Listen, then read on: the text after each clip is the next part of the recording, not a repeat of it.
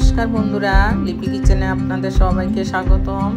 তো আমি আজকে আরেকটি নতুন রেসিপি নিয়ে চলে এসেছি। পাবদা মাছের ঝোল মূলা দিয়ে।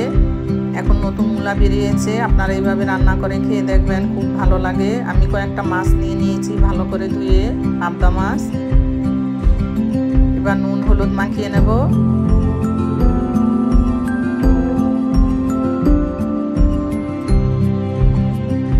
হলুদটা মাখিয়ে নিয়েছি, কড়াইটা বসিয়ে দিয়েছি, তেল দিয়ে দিয়েছি, তেলটা গরম হয়ে গেছে। এবার তেলের মধ্যে দিয়ে দিব একটু নুন, তাহলে মাছটা ফুটে গায়ে আসবে না। এবার মাছগুলো দিয়ে দেব।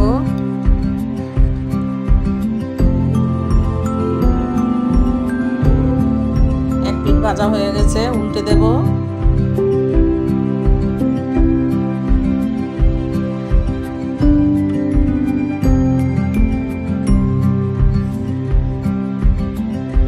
মাছটা পুরো ভাজা হয়ে গেছে, এপিটে উপিটে নামিয়ে নেব। বাকি মাছগুলো এভাবে ভেজে নেব।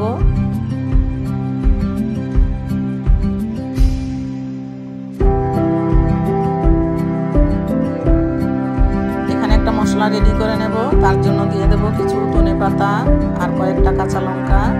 ঝালটা আপনাদের নিজেদের স্বাদ অনুযায়ী দিয়ে দেবেন। জল দিয়ে একটা পেস্ট তৈরি করে নেব। মাছ ভাজাটা হয়ে গেছে, ওই মাছ ভাজার তেলের মধ্যে দিয়ে দেব হাফ চামচ পরিমাণ কালো জিরে। আর এখানে কয়েকটা বড়ি নিয়ে নিয়েছি, বড়িগুলো একটু লাল লাল করে ভেজে নেব। বড়িটা ভাজা হয়ে গেছে, এবার দিয়ে দেব মূলোগুলো ছোট ছোট করে কেটে নিয়েছি। এবার মূলোটা দিয়ে দেব।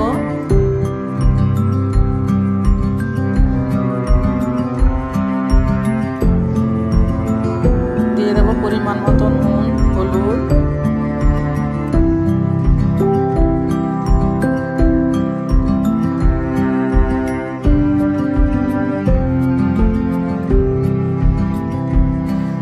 দিয়ে দেব 1 চামচ পরিমাণ ধনে গুঁড়ো। এখানে শুধু ধনে গুঁড়োটাই দেব, জিরের গুঁড়ো দেব না। অল্প একটু জল দিয়ে মশলাটা কষিয়ে নেব আর ঢাকা দিয়ে মূলোটা সেদ্ধ করে নেব।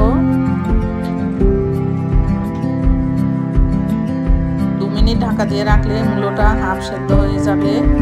দেখুন ঢাকাটা তুলে নাড়া দিয়ে দিয়েছি, মূলোটা হাফ সিদ্ধ হয়ে গেছে। মশলাটা কষিয়ে নিয়েছি। এবার ভাজা মাছগুলো দিয়ে দেব পরিমাণ মতো গরম জল।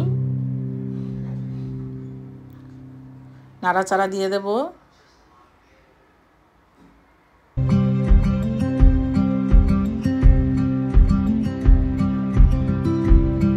এবার ঢাকা দিয়ে আরো 5 মিনিট গ্যাসটা মিডিয়াম আঁচে রান্না করে নেব। 5 মিনিট হয়ে গেছে, দেখুন ঝোলটাও শুকিয়ে গেছে।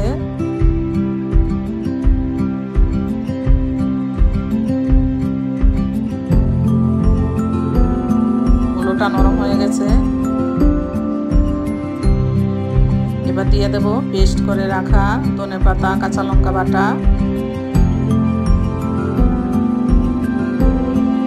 এইভাবে পাবদা মাছের ঝোলটা রান্না করে খেয়ে দেখবেন, গরম ভাতের সাথে আর কিছুই লাগবে না।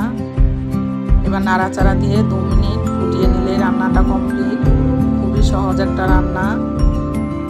আমার পুরো ভিডিওটি দেখার জন্য ধন্যবাদ। ভিডিওটি ভালো লাগলে চ্যানেলটি সাবস্ক্রাইব করার অনুরোধ রইল। সবাই ভালো থাকবেন, সুস্থ থাকবেন। রান্নাটা কমপ্লিট হয়ে গেছে, নামিয়ে নেব।